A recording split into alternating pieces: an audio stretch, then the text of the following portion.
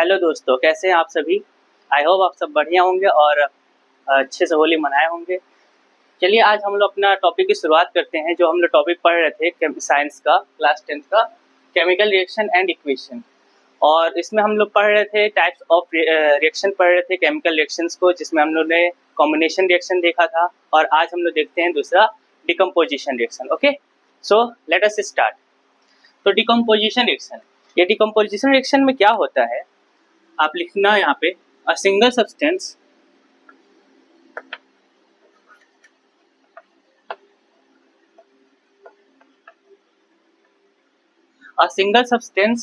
Broke down. ये क्या होता है, एक सिंगल सब्सटेंस वो टूटता है, टूट कर क्या होता है, दो या दो से अधिक प्रोडक्ट को फॉर्म करता है। ठीक है, a single substance broke down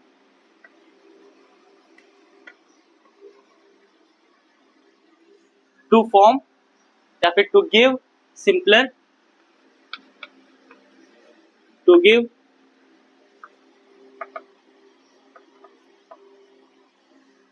simpler products. Okay,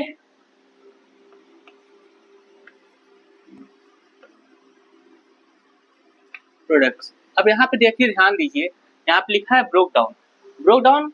और किसी भी सब्सटेंस को तोड़ने के लिए क्या हमको कोई चीज की आवश्यकता नहीं होती है। जैसे मान लीजिए आपको कुछ भी तोड़ना है, मान लीजिए पत्थर तोड़ना है, कुछ भी तोड़ना है, तो आपको हथौड़े की औजार की जरूरत पड़ती है ना, लाइक दैट। अगर आपको किसी सिंगल सब्सटेंस को ब्रोक डाउन करना है तो इसके लिए भी आपको रिक्वायरमेंट होगा। फॉर एग्जाम्पल, जैसे मान लीजिए एक एग्जाम्पल लेते हैं हम लोग, चलिए, जैसे फेरस FeSO4 है, फेरस सल्फेट है, FeSO4, इसका नाम क्या है, फेरस सल्फेट।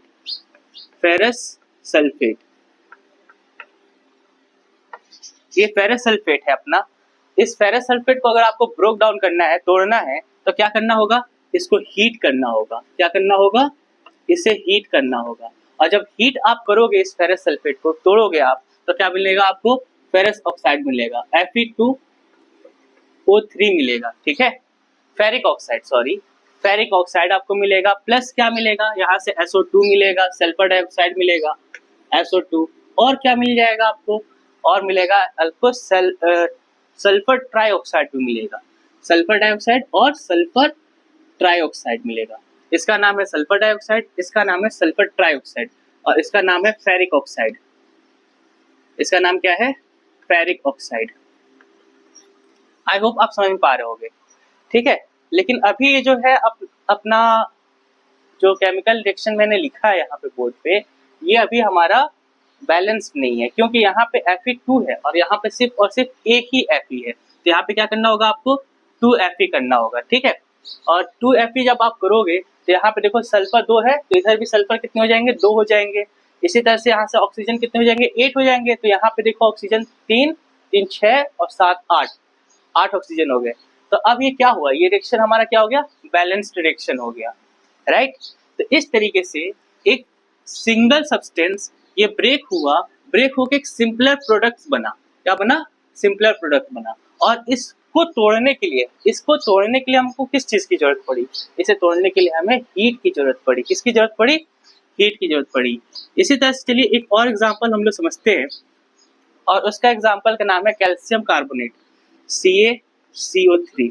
अगर आपको इसको ब्रेक करना है तो आपको फिर से इसमें क्या चीज की जरूरत होगी, हीट की जरूरत होगी। किसकी जरूरत होगी, हीट की जरूरत होगी।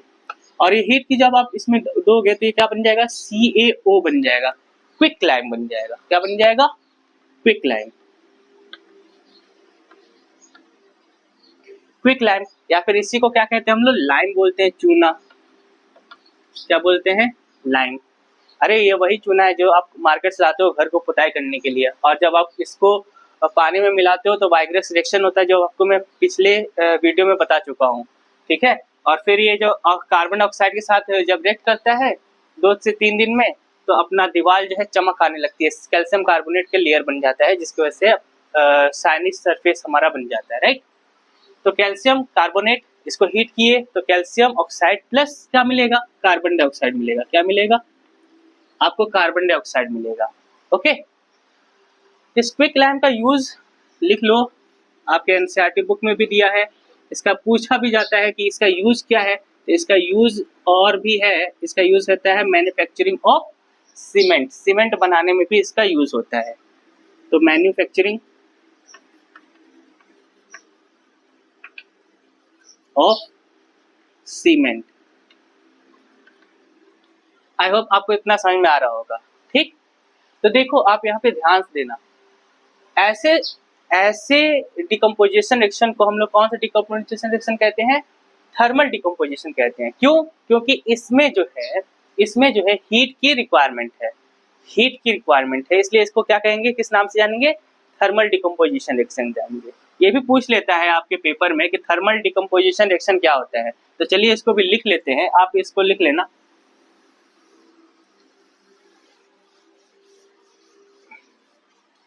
Thermal decomposition,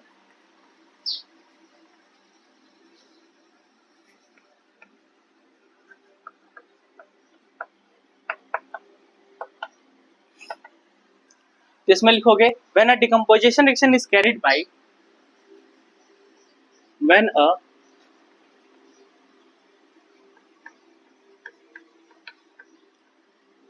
composition reaction is carried by heating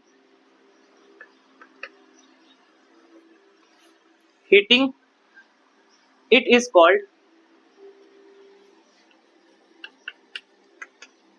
called thermal decomposition, thermal decomposition।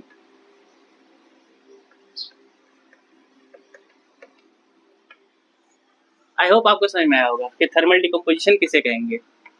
ऐसा रिएक्शन जिसमें हमें हीट की जरूरत पड़े उसे क्या कहेंगे? थर्मल डिकम्पोजिशन कहेंगे। चलो एक और एग्जांपल देखते हैं जिसमें हीट की जरूरत पड़ेगी, ठीक है। और वो आपका एग्जांपल है, तीसरा एग्जांपल, PbNO3 का होल ट्वाइस NO3, मतलब लेड नाइट्रेट है। ये क्या है? Lead nitrate. Pb को बोलते हैं लेड और ये NO3 को क्या बोलेंगे? नाइट्रेट। ये लेड नाइट्रेट है। इसे जब आप हीट करोगे ना, इसे जब आप क्या करोगे? हीट करोगे। तो जब हीट करोगे तो आपको क्या मिलेगा? लेड ऑक्साइड मिलेगा, मतलब PbO मिलेगा, ठीक है। क्या मिलेगा? Lead oxide. इसे क्या बोलेंगे हम लोग? लेड ऑक्साइड बोलेंगे।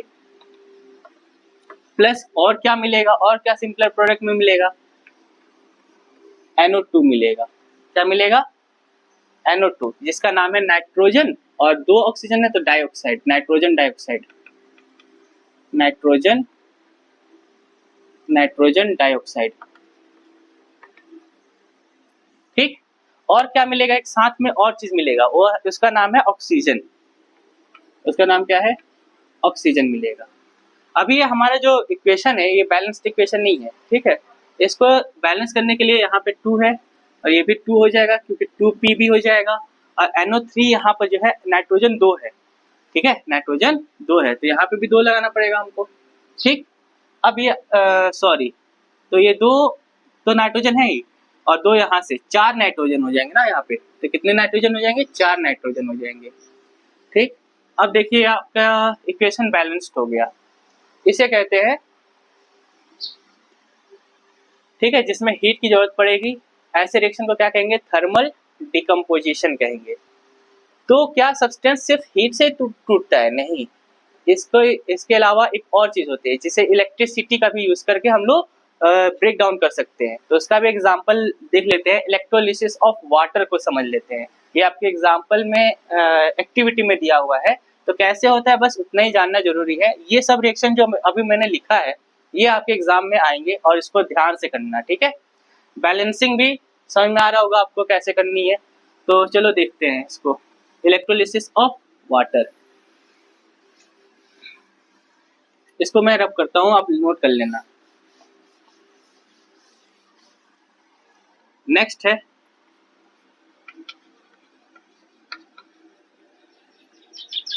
Electrolysis of water. वाटर का इलेक्ट्रोलिसिस कराना है, मतलब H2O का। तो समझना ध्यान से, इस तरह से कुछ आपके उसमें फिगर बना हुआ है। ये मग है जिसे जग बोलते हैं हम लोग, और इसके अंदर क्या है, इलेक्ट्रोड्स लगे हुए हैं।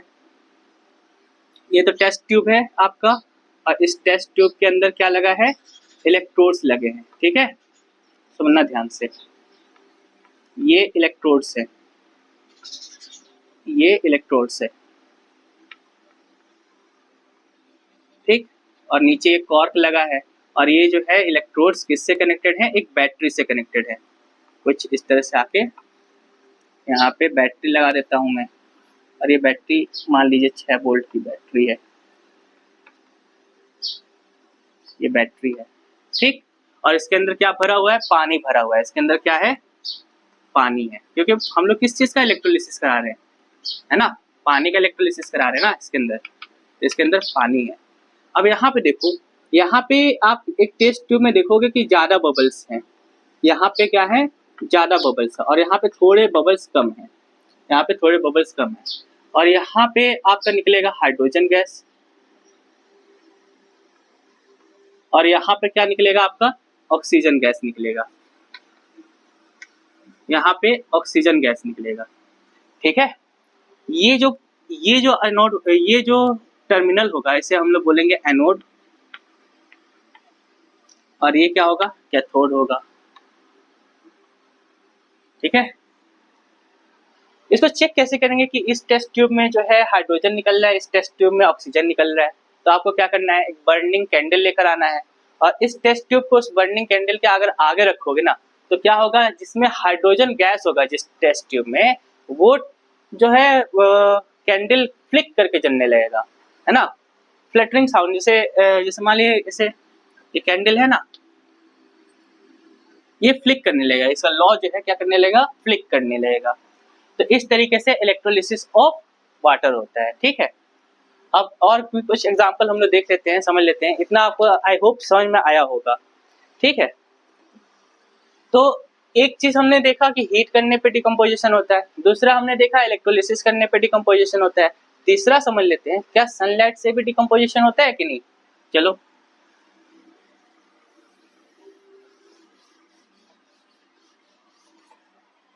देखो, ये एक चाइना डिश रखा है, आई होप आपको समझ में आ रहा होगा, ये चाइना डिश इसे बोलते हैं हम लोग, ठीक है। और इसके अंदर सिल्वर आयोडाइड रखा है, क्या रखा है, ये रखा है आपका सिल्वर आयोडाइड, सिल्वर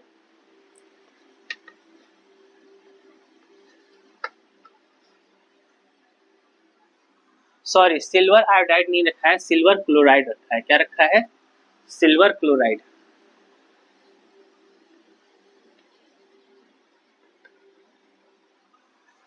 समझ में आ रहा है आपको, इसका फॉर्मूला क्या होगा, इसका फॉर्मूला होगा AgCl होगा, सिल्वर क्लोराइड, ठीक।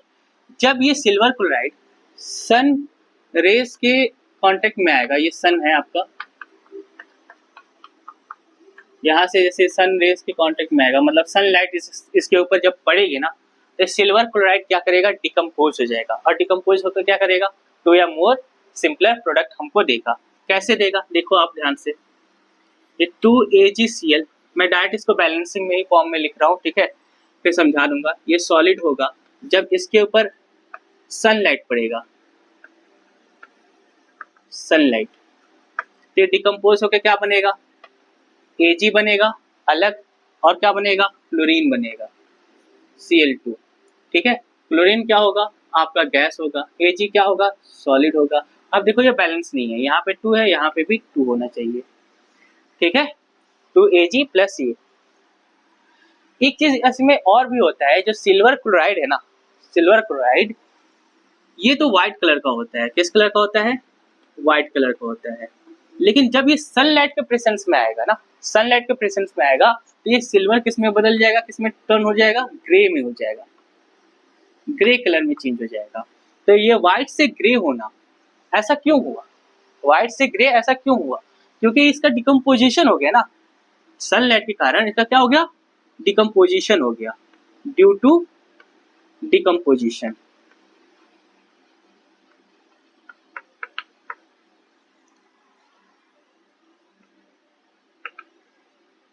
ठीक है, आई होप आपको समझ में आ रहा होगा। AgCl का क्या हो गया, डिकम्पोजिशन हो गया। इसी तरह से एक और एग्जांपल है, मान लीजिए, और उसका एग्जांपल है AgBr। AgBr silver bromide. Silver bromide भी क्या होगा, जब सनलाइट के कांटेक्ट में आएगा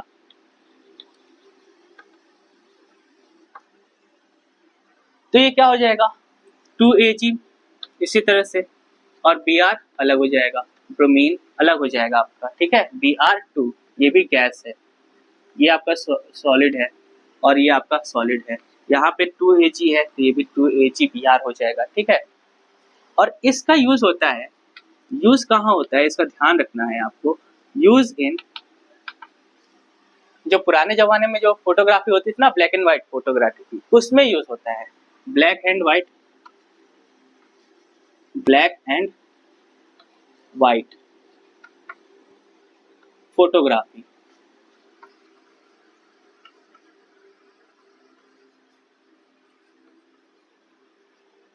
यहाँ पे यूज होगा, ठीक है। समझ में आ रहा है आपको बात। तो अब तक हम लोगों ने देखा कि जो डिकम्पोजिशन रिएक्शन होना है, अगर आपको डिकम्पोजिशन रिएक्शन अगर आपको कराना है तो 3 चीज या फिर इससे भी अधिक चीज की रिक्वायरमेंट होती है। जैसे कि मान लो इसको तोड़ना है तो इसकी सनलाइट की जरूरत है, इसको डिकम्पोज करना है सनलाइट की जरूरत है। इससे पहले हमने देखा एग्जाम्पल इलेक्ट्रोलिसिस ऑफ वाटर, उसमें इलेक्ट्रिसिटी की जरूरत है। उससे पहले जो हमने एग्जाम्पल्स देखे 3 को, उसमें हीट की जरूरत है। और ऐसा रिएक्शन जिसमें हीट की जरूरत होती है उसे क्या कहते हैं, थर्मल डिकम्पोजिशन रिएक्शन कहते हैं, ठीक है। तो यहाँ तक आपको समझ में आ रहा होगा। अब सुनो, यहाँ पे क्या हो रहा है, इन सब में किसी ना किसी चीज की रिक्वायरमेंट है। जैसे हीट की रिक्वायरमेंट है, सनलाइट की रिक्वायरमेंट है, तो आप एनर्जी दे रहे हो, क्या कर रहे हो, एक तरह से एनर्जी दे रहे हो। तो एक ऐसा रिएक्शन जिसमें आप एनर्जी दे रहे हो, मतलब हीट के फॉर्म में, लाइट के फॉर्म में, इलेक्ट्रिसिटी के फॉर्म में, किसी ना किसी फॉर्म में आप क्या कर रहे हो, एनर्जी दे रहे हो, प्रोवाइड कर रहे हो। तो ऐसे रिएक्शन को किस नाम से जानते हैं, एंडोथर्मिक रिएक्शन के नाम से जानते हैं। तो उसे भी लिख लेते हैं हम लोग, यहाँ पे लिख लेते हैं, ठीक है।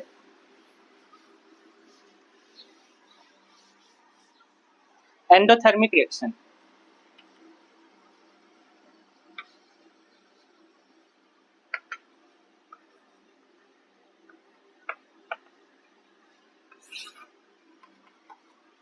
तो एंडोथर्मिक रिएक्शन में किस तरह से लिखोगे आप, तो endothermic reaction in which energy is absorbed. Endothermic reaction यहाँ पे लिखना आप, इन विच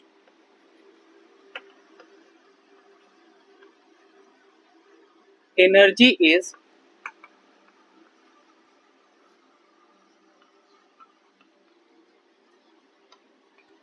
एब्जॉर्ब्ड, जिसमें एनर्जी एब्जॉर्ब हो, जिसमें एनर्जी लगे, ठीक है। ऐसे रिएक्शन को क्या कहते हैं हम लोग, आर नोन एज